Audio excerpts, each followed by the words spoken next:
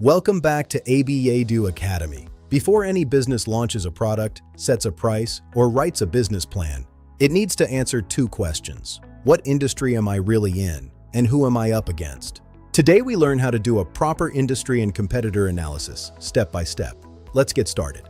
First, what is industry analysis? It's the study of the environment your business competes in. How big the industry is, how fast it's growing, how profitable it is, and what trends are reshaping it. Start with the basics: market size in dollars, annual growth rate, and the key drivers of demand. Every industry moves through a life cycle: introduction, growth, maturity, and decline. Electric vehicles are in growth, expanding fast, attracting new players. Supermarkets are mature, big, stable, and fiercely price competitive. Print newspapers are in decline. Knowing your industry's stage tells you what game you're playing. Innovation, market share capture, efficiency, or reinvention. The most powerful tool for industry analysis is Porter's 5 forces. It measures how attractive, meaning how profitable, an industry is by looking at 5 pressures. Competitive rivalry at the center, plus the threat of new entrants, the threat of substitutes, the bargaining power of buyers, and the bargaining power of suppliers. Let's apply it. New entrants. If starting up is cheap and easy, expect crowds, like food delivery apps. Substitutes. Customers can solve the same problem differently. Streaming replaced DVDs. Buyer power.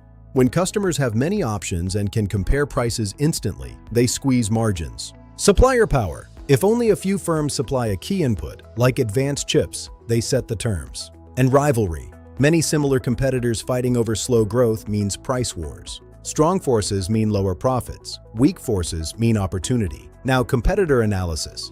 Map 3 levels. Direct competitors sell a similar product to the same customers: Coke and Pepsi. Indirect competitors satisfy the same need differently. Coffee shops compete with energy drinks for your morning boost. And potential competitors could enter tomorrow. A big brand moving into your niche. Never analyze only the direct ones.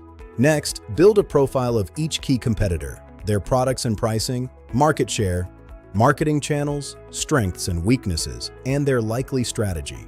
Where do they win? Where do they underperform?